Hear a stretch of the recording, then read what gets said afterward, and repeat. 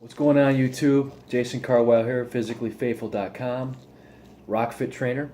That's right. I had a couple people ask me how I prepare my meals for the work week, what food choices I put in, how I prepare it, and so on and so forth. And I told them I try to make a little short YouTube video to show you what's all involved and how I do this. We're going to start off with asparagus. I love asparagus. This is my veggie for the week. What I usually do is I'll grab and cut off about 1 to 1.5 inches at the end of the stalk where it starts turning real light, as you can see in this right here. And once I do that, I'll take it and I like cutting it in sections. And I'll take this cookie sheet here, which is a standard cookie sheet, and I'll spray it with some coconut oil, non-stick. Myers sells it, pretty good price. Put a thin coat on the cookie sheet, then I'll place my asparagus and spread it out evenly. And then I'll place this in the oven at 250 to 300 degrees for 20 minutes. It doesn't take long to cook asparagus. You don't want to overdo it, otherwise it looks like a limp noodle. We want to still have a crisp to it and retain the nutrients in the vegetable.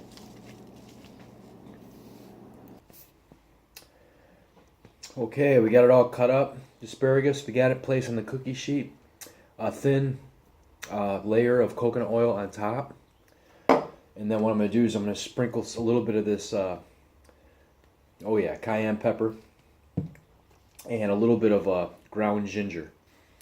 And just kind of like mix up the asparagus so it coats evenly before I place it in the oven. Alright, we're moving on up to the chicken breast. I buy a lot of it in bulk.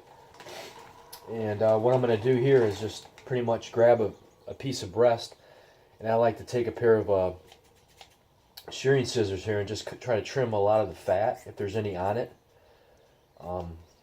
just where there's white usually. And these little, I call them nuggets at the end, I just cut those off.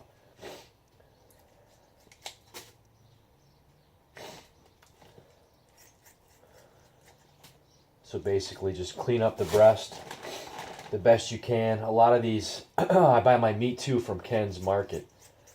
And to me, fresh is a lot better than that packaged stuff you buy. And the prices, believe it or not, is pretty much similar. Because they inject a lot of that chicken breast you buy at Myers in the store that prepackaged with saline solution. Or they inject it with chicken broth to give it some flavor. And believe it or not, that adds to the weight once that chicken's froze.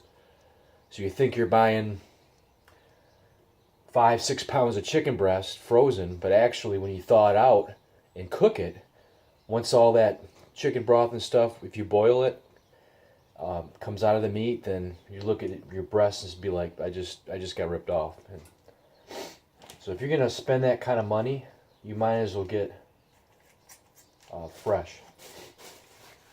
So once I trim all these chicken breasts to the way I want, a lot of them, like you see here, is just hardly any fat. Then I'll just thin layer of the coconut oil on a cookie sheet, and I'll place the breasts in the cookie sheet, and I'll place it in the oven and let it cook. That's the chicken.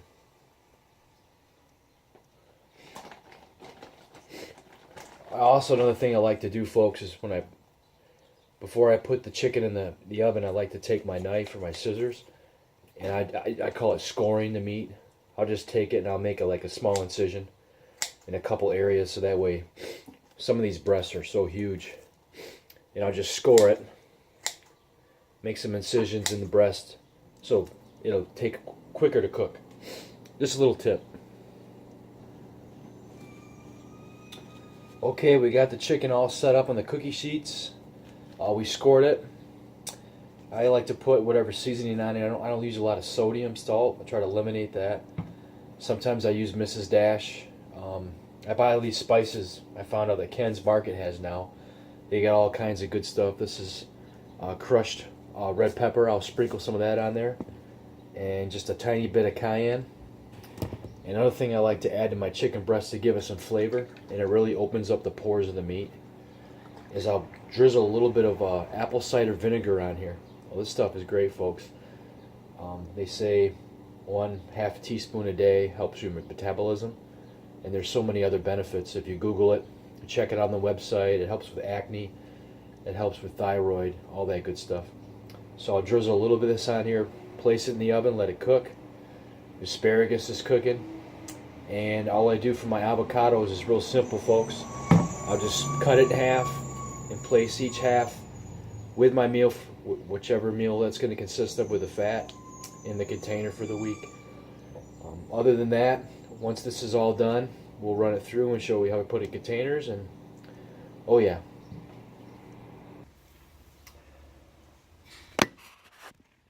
And as far as the sweet potatoes go, folks, for the week, what I'll do is I'll also place them on a cookie sheet in the oven. I like to bake them. Some people like to boil them. It just adds more water to the potato.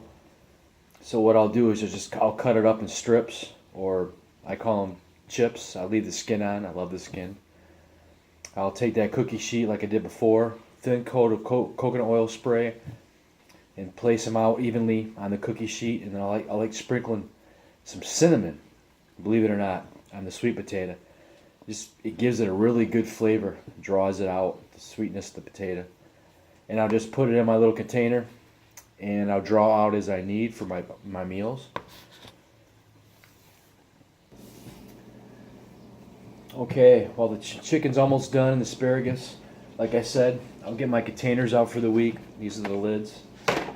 I like these containers. They're plastic. They're whatever you want to call it, as far as the cancer-causing stuff they make plastic out of. And I found these on Amazon. They're meal prep containers. I think I got like a pack of 24. They're a pretty good price. So I'll just lay all these out on the counter. And once I put all my food in them, then I'll just let it cool off, and I'll put lids on it. Like I said, with the avocado for the meal, I'll just cut the avocado in half. Sometimes I'll leave the pit in it. Sometimes I'll pull it out. I'll place it in the container for my fat for that particular meal. Other than that, folks, it's simple. I'm not going to lie to you. I go pretty strict as far as weighing my portions. Nothing fancy, just a regular food scale. You can pick this up at Meijer's, or even Amazon's got a pretty good price. And I'll weigh out my protein and my carbohydrates. And that's pretty much it.